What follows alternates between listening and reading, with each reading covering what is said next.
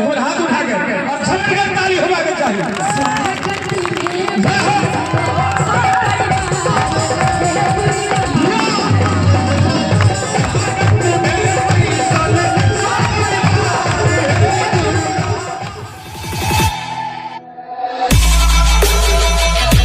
Okay.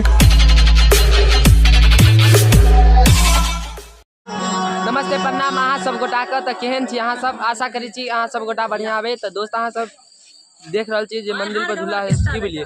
तो यहाँ programme जागरण छी आए। हम तो कहनी जागरण ये रात आइयो छी काल हो छी की बोलिए। काल मतलब बहुत सारी वाला है तो आइयो आलिए फिलहाल में। तो देख रहा छी भर रही मतलब 12 बजे द्वारा हम बताए। चलो बनल रहो लग में हम देखबे छी। अभी शुरुआत भ रही है देख रहा छी ना अहाँ सब सुनते हेबे साउंड। तो चलो बनल रहो ब्लॉग में आगे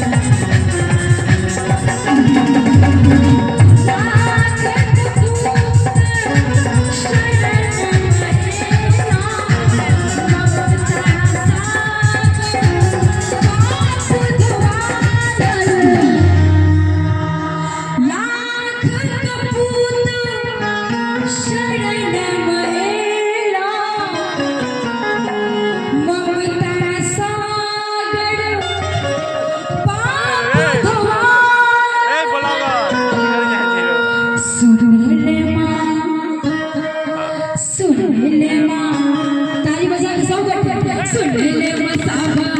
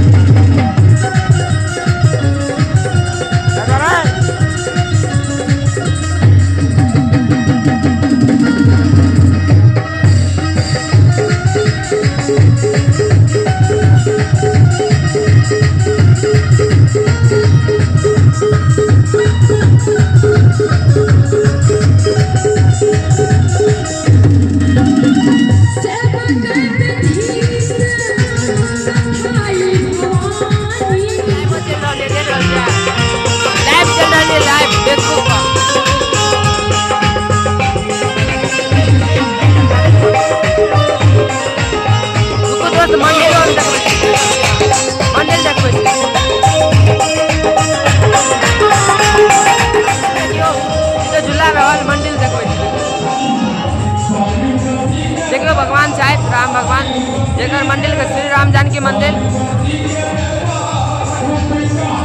देख रहे हो दोस्त देखिए झूला बहुत दिया अनाज झूला जाए देख रहे हो अनाज झूलवे छे मतलब प्रोग्राम हो रहा देख ला भी कुछ टाइप के देख रहे हो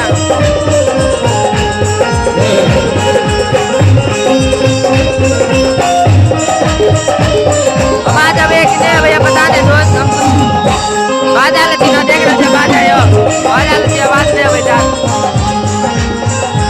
आशा कर जाओ बेटा आवाज चलो तो बना रहा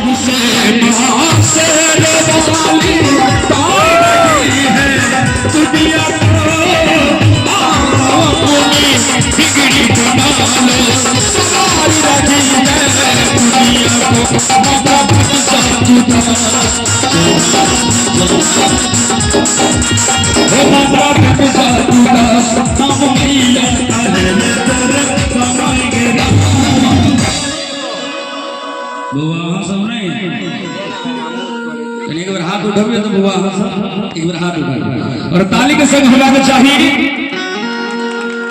जय हो बैठा दे लो बिठा दे लो माँ के लिए कहना है आवाज अब ये तुझे पता नहीं